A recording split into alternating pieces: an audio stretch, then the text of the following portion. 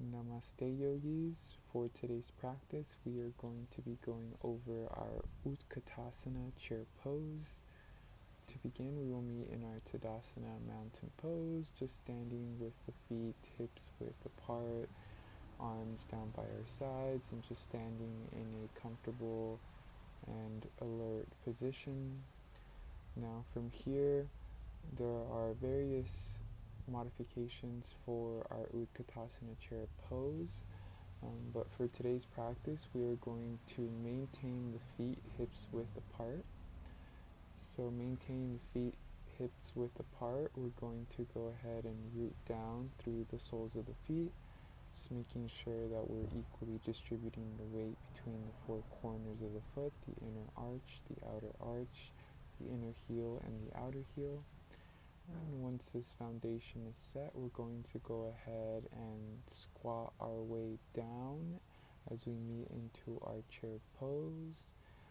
So for this squat, it doesn't necessarily matter how deeply you sit into this pose. Naturally, over time, as we get stronger, we will sit a little bit deeper. But to begin, we just want to sit as low as feels comfortable for us.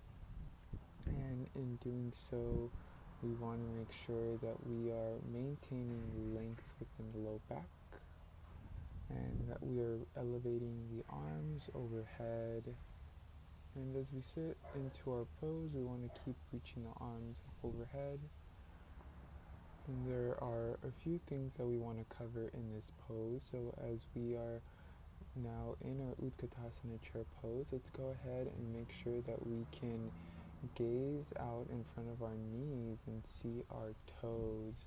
So we want to be able to see our toes out in front of our knees, and additionally we want to make sure that the weight of our posture is back towards the heel. So to make sure that we're shifting our weight back towards the heels, we can go ahead and lift the toes here, and you can wiggle the toes around if you like, again just ensuring that the weight is shifted backwards towards our heels, and you can release the toes back down on your own time.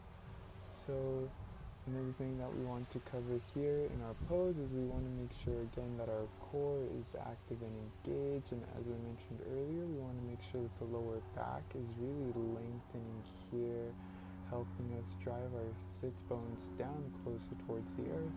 And we want to make sure that the arms are overhead, gazing either directly in front of you or up between the palms. Feel the strength developing within this pose. This is a very energizing and strengthening posture, helping you develop strength within the legs. So you can stay in this pose for as long as you'd like, and as you're ready to do so, to come out of it, simply pressing the feet down and towards the earth. Allow yourself to rise back up, coming into your Tadasana mountain pose. If you've been in this pose for a while, you can also bring some movement into the legs just to get some blood flow back into the feet. And that does it for this practice.